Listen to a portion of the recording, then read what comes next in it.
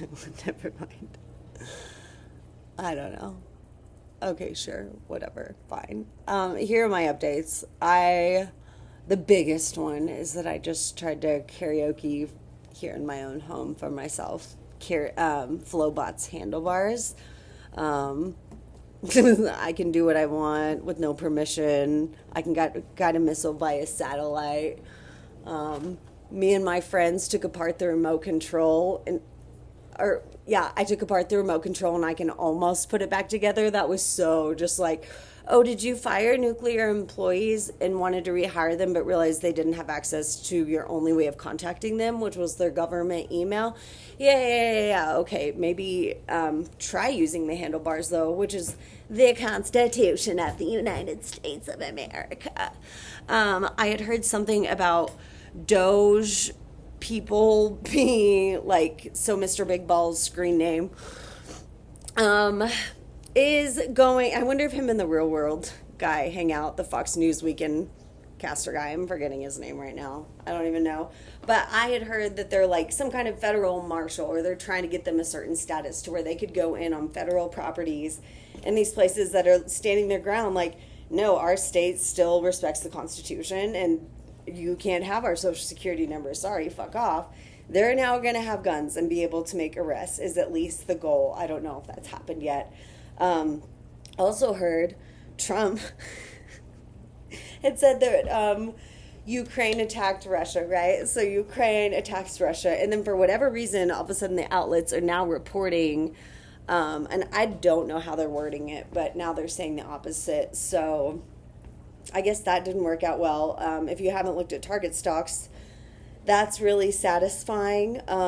Economic blackout coming up on the 28th. Don't buy anything. Other updates that are on my mind. I guess I don't have any other updates. Just the Doge thing. And obviously, I already posted about the Long Live the King thing. After that, I was kind of like, it's now almost like I do need to watch the news so that I can know what specifically I'm doing, but like just poof.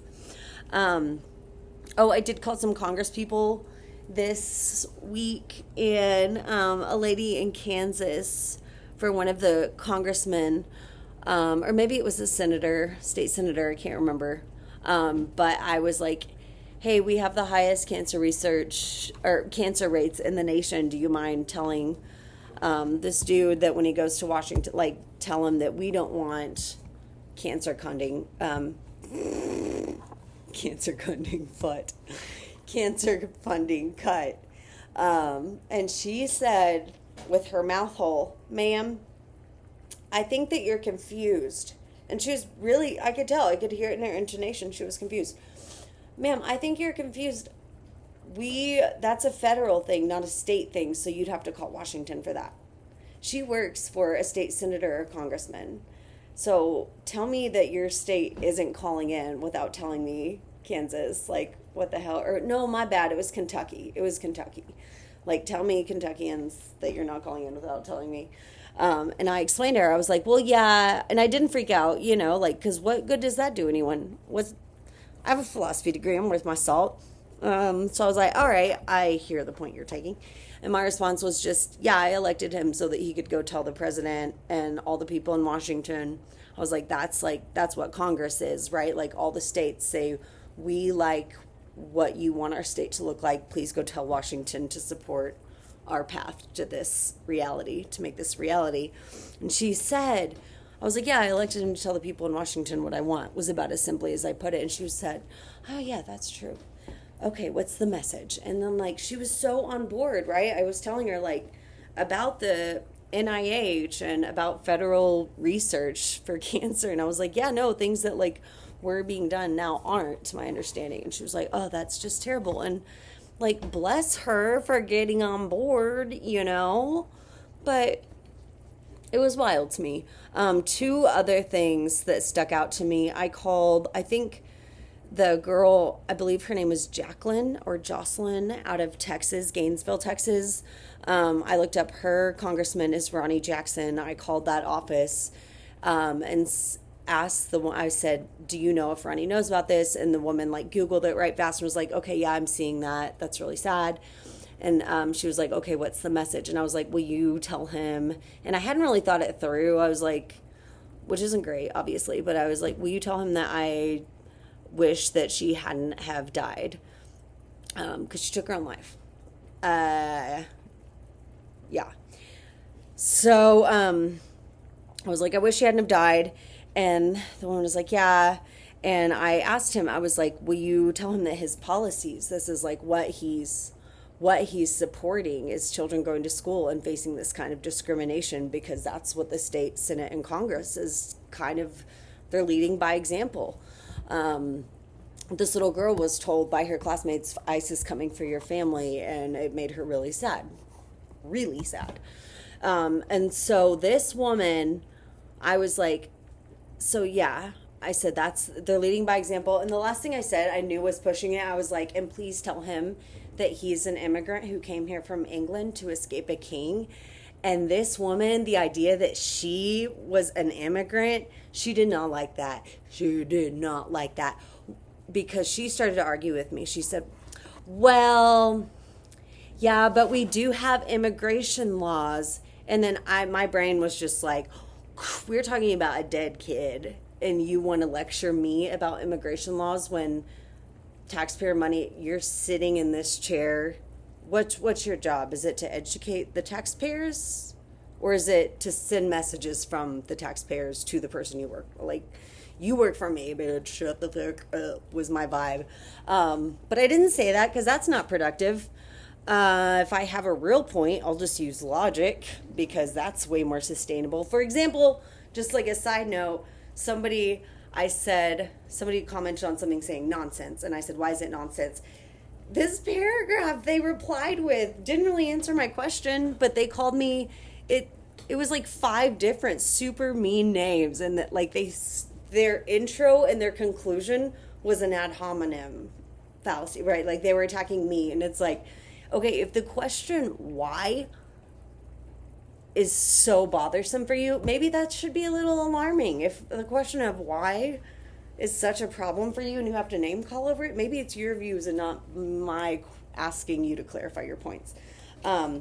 So yeah, this woman is lecturing me, works for Congressman Ronnie Jackson.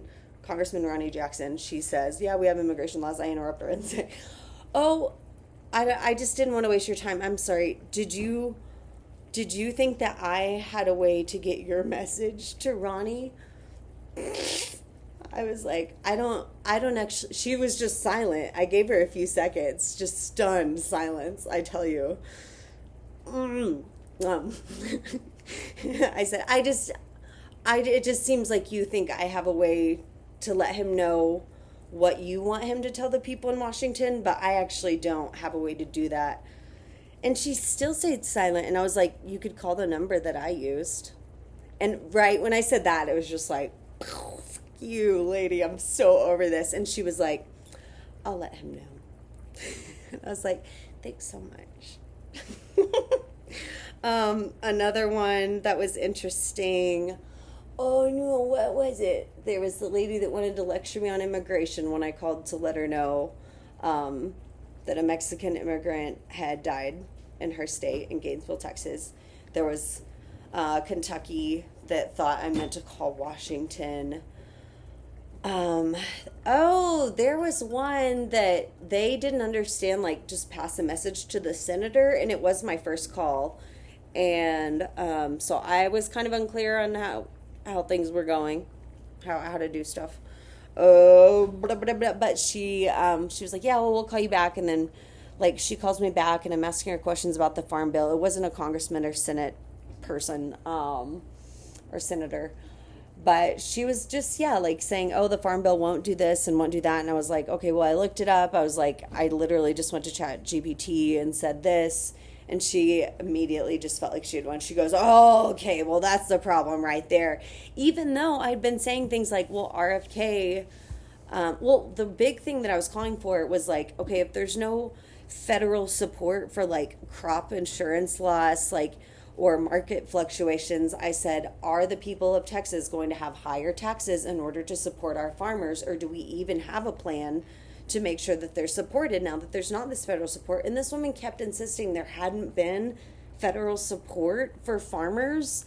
And I also mentioned, like, I know RFK wants to reduce chemicals in agriculture. Are farmers just going to have to experience crop loss from things like pests, and then they're just kind of out those crops because the taxes on chemicals would have been so high that they have to choose between crop loss or using the chemicals? And she just was like not answering, or just straight up telling me like these things weren't even on the table.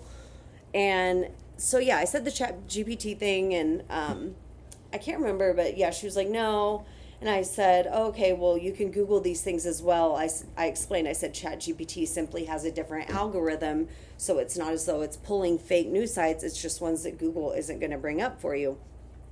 And I never said anything like Google's bot, or actually, frick, yeah, I did. I was like, after the Gulf of America thing, I think we can all agree that maybe it's good to kind of vary our research tactics. And anyways, later on in the conversation, she was still insisting on things. She was like, I'm sorry, I feel like you're upset with me. And I said, well, I kind of am. I said, because you are in an official position telling taxpayers not to use a certain method of research, that when I asked you what the issue with it was, your response was, I just don't know much about it. Because that was her response. I was like, oh, why not use ChatGPT? And she was like, and it was like that question surprised her, right? And that's the thing. Like, that is the pattern that I'm seeing, is really reasonable questions. This is nonsense. Why? What? Just like, oh, ChatGPT is nonsense. Well, why? Because I'm not familiar with it. Oh. So we should just all live by your level of ignorance. That's the standard of truth now in our country, is the amount of effort that you're willing to put into your own knowledge bank is all we've got as well. No, sorry, lady. Do your research and then come at me and tell me ChatGPT is baloney. So yeah, we were the most aggressive. I never said like those things, but I did say like, yeah, you're telling taxpayers not to use something. You don't even know anything about it. Maybe I said that's irresponsible. I hope I did. I don't think I did. I was like, that's frustrating. Anyways, call your congresspeople. I say use ChatGPT. There was another person in Texas who they had an agribusiness degree, so I called their district as well.